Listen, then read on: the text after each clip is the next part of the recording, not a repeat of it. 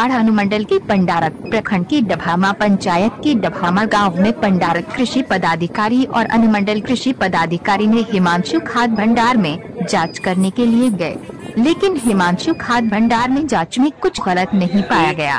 देखिए न्यूज 30 से राम कुमार का रिपोर्ट। कहाँ घर कहाँ हुआ आपका? बताइए, है जो खाद वितरण हो रहा है मतलब रेट क्या दे रहे हैं यहाँ पे?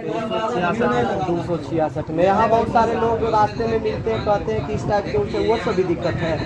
हमारा तो सुबह 2 बोरा गोड़िया एगो फर्जी और कितना दिए? 266 में दिए हैं और एगो फर्जी 150 में दिए हैं। आप कब से लाइन में लगे हुए हैं?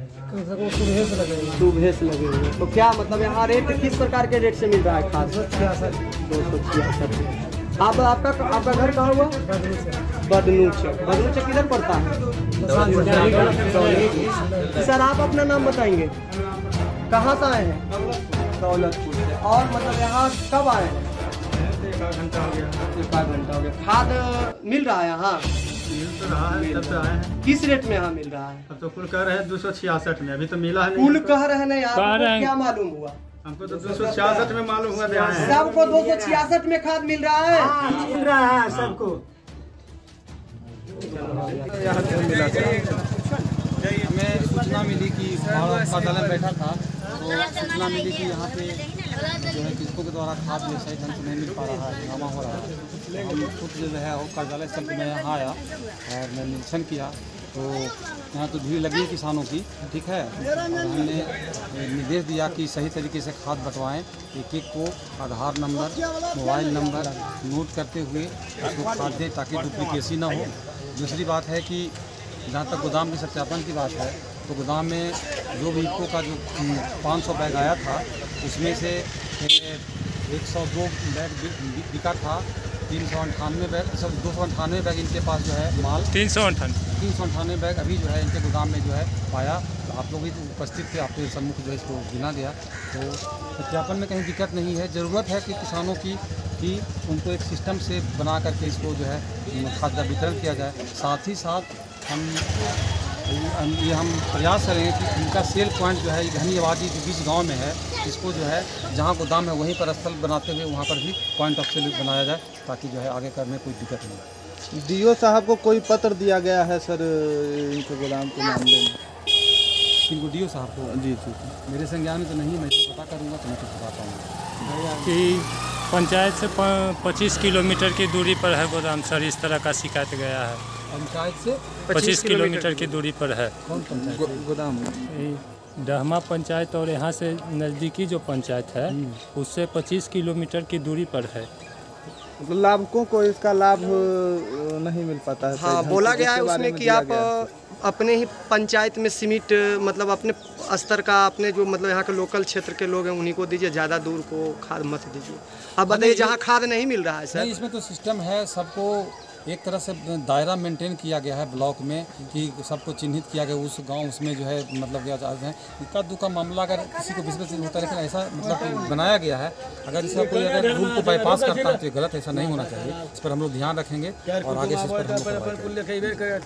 धन्यवाद। परिचय दीजिए अपना सर।